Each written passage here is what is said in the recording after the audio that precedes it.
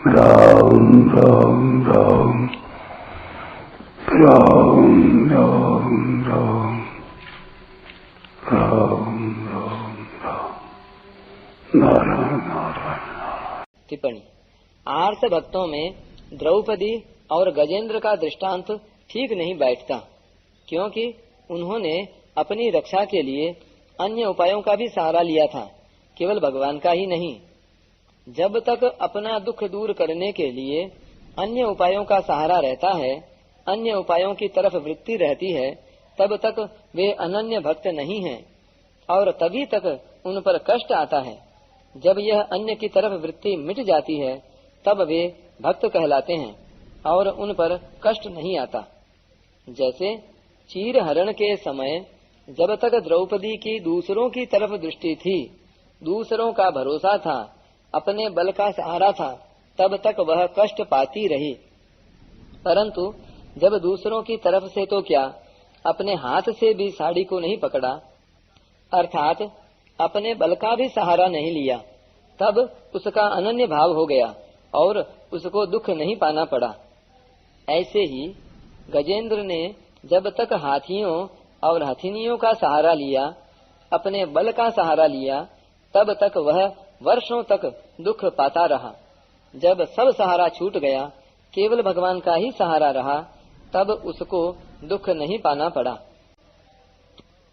आर्त भक्तों में उत्तरा का दृष्टांत लेना ठीक बैठता है, कारण कि जब उस पर आफत आई, तब उसने भगवान के सिवाय अन्य किसी उपाय का सहारा नहीं लिया। अन्य उपायों की तरफ उसकी दृष्टि ही नहीं गई, उसने केवल भगवान का ही सहारा लिया। पाहि पाहि महायोगिन देव देव जगतपते, नान्यम त्वदभयम पश्ये यत्र मृत्युः परस्परम। अभिद्रवति मामीश शरस्तप्तायसो विभो, कामं दहतु मां नाथ मामे गर्भो निपात्यताम। देवाधिदेव जगदीश्वर महायोगिन, आप मेरी रक्षा कीजिए, रक्षा कीजिए। आपके सिवाय इस लोक में मुझे अभय देने वाला दूसरा कोई नहीं है, क्योंकि यहाँ सभी आपस में एक दूसरे की मृत्यु का कारण बन रहे हैं।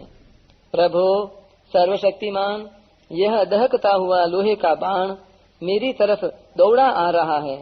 स्वामीन, यह मुझे भले ही जला डाले, पर मेरे गर्भ को नष्ट न करे।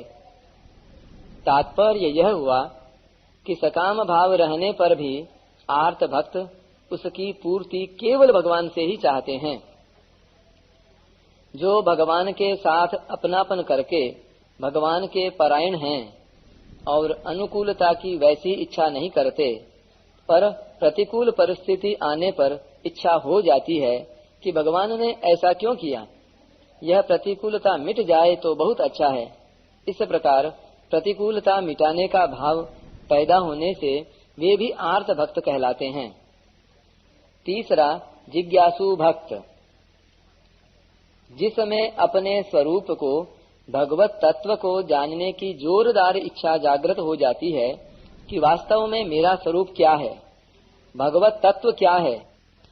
इस प्रकार तत्व को जानने के लिए शास्त्र, गुरु अथवा पुरुषार्थ जैसे श्रवण, मनन, निधिध्यासन आदि उपायों का भी आश्रय न रखते हुए केवल भगवान के आश्रित होकर उस तत्व को केवल भगवान से ही जो जानना चाहते हैं, वे जिज्ञासु भक्त कहलाते हैं।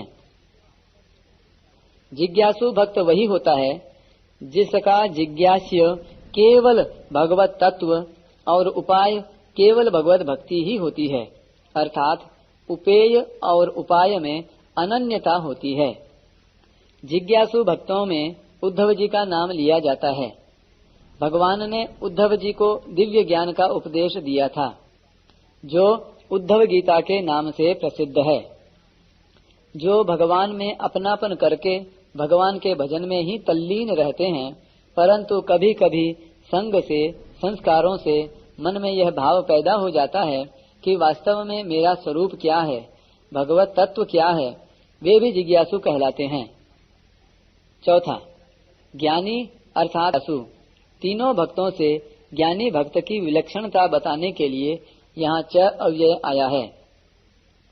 ज्ञानी भक्त को अनुकूल से अनुकूल और प्रतिकूल से प्रतिकूल परिस्थिति, घटना, व्यक्ति, वस्तु आदि सब भगवत स्वरूप ही दिखते हैं।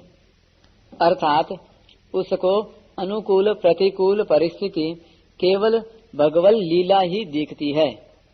जैसे भगवान में अपने लिए अनुकूलता प्राप्त करने, प्रतिकूलता हटाने, बोध प्राप्त करने आदि किसी तरह की कभी किंचन मात्र भी इच्छा होती ही नहीं, वे तो केवल भक्तों के प्रेम में ही मस्त रहते हैं। ऐसे ही ज्ञानी अर्थात प्रेमी भक्तों में किंचन मात्र भी कोई इच्छा नहीं होती, वे केवल भगवान के प्रेम में ही मस्त रहते हैं। ज्ञानी अर्थात प्रेमी भक्तों में गोपिकाओं का नाम प्रसिद्ध है। देवर्षि नारद जी ने भक्ति सूत्र में भी यथा व्रज गोपिका नाम कहकर गोपियों को प्रेमी भक्तों का आदर्श माना है। कारण कि गोपियों में अपने सुख का सर्वथा त्याग था, प्रियतम भगवान का सुख ही उनका सुख था। यहाँ एक बात समझने की है कि धन की इच्छा, दुख दूर करने की इच्छा और जिज्ञासा पूर्ति की इच्छा को लेकर जो भगवान की तरफ लगते हैं, उनमें तो भगवान का प्रेम जागृत हो जाता है और वे भक्त कहलाते हैं। परंतु जिनकी यह भावना रहती है कि अन्य उपायों से धन मिल सकता है, दुख दूर हो सकता है, जिज्ञासा पूर्ति हो सकती है, उनका भगवान के साथ संबंध न होने से उनमें प्रेम जागृत नहीं होता और उनकी भक्त संज्ञा नहीं होती। संतों की वाणी में आता है कि प्रेम तो केवल भगवान ही करते हैं, भक्त केवल भगवान में अपनापन करता है। कारण कि प्रेम वही करता है जिसे कभी किसी से कुछ भी लेना नहीं है।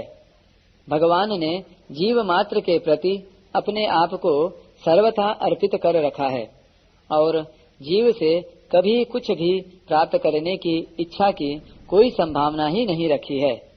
इसलिए भगवान ही वास्तव में प्रेम करते हैं।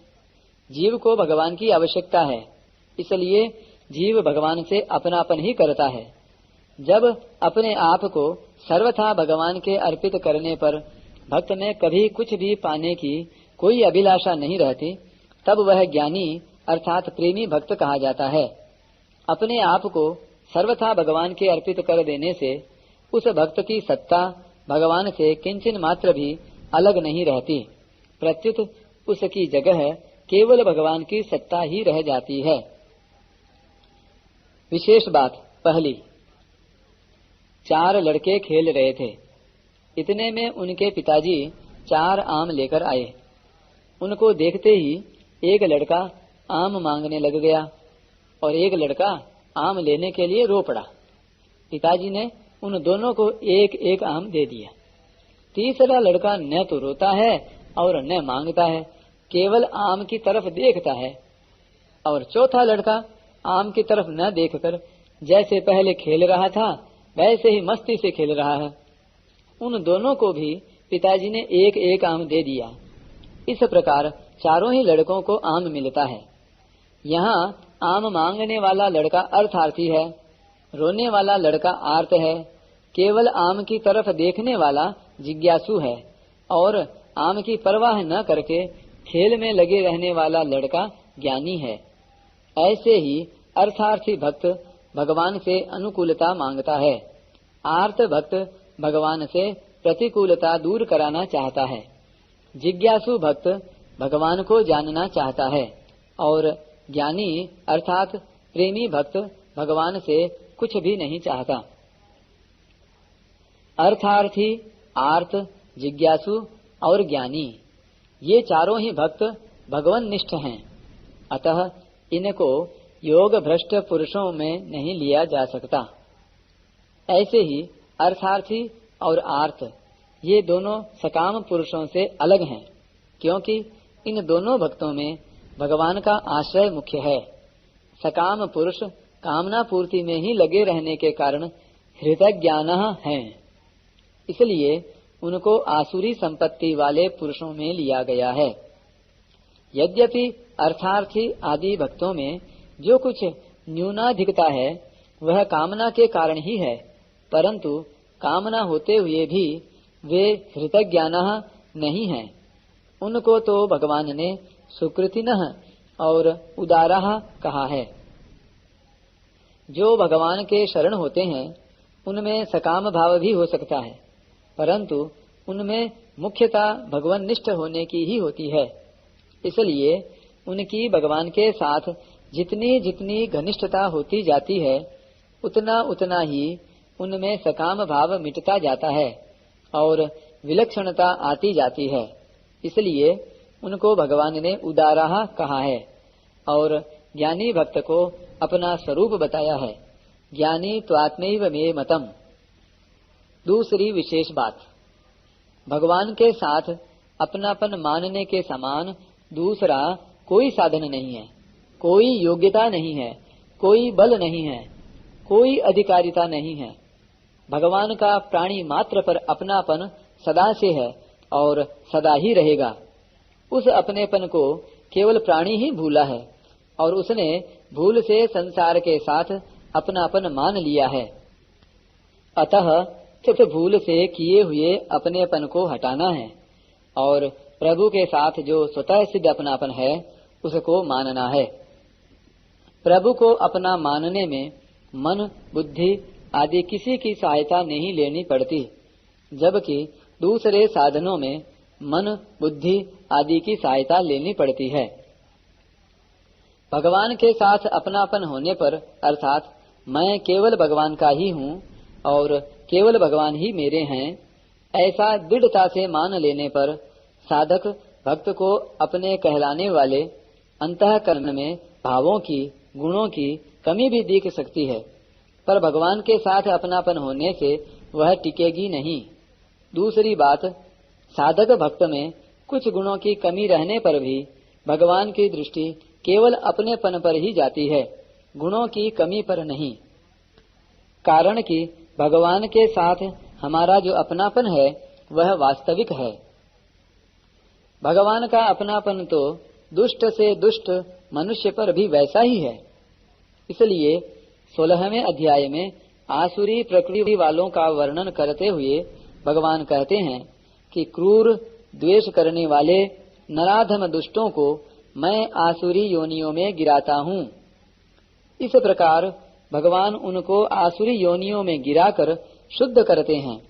जैसे माता अपने बच्चे को स्नान कराती है तो उसकी सम्मति नहीं लेती, ऐसे ही उनको शुद्ध करने के लिए भगवान उनकी सम्मति नहीं लेते, क्योंकि भगवान का उन पर अपनापन है। भगवान के साथ अपनापन का संबंध पहले से ही है, फिर भी कोई कामना उत्पन्न हो जाती है तो भक्त का भगवान के साथ अपनेपन का संबंध मुख्य होता है और कामना गौण होती है। इस दृष्टि से ये भक्त पहली श्रेणी के हैं। भगवान का संबंध तो पहले से ही है, पर समय समय पर कामना उत्पन्न हो जाती है जिसकी पूर्ति दूसरों से चाहते हैं। जब दूसरों से कामना की पूर्ति नहीं होती तब अंत में भगवान से चाहते हैं। इस तरह अनन्यता की कमी होने के कारण ये भक्त दूसरी श्रेणी के हैं।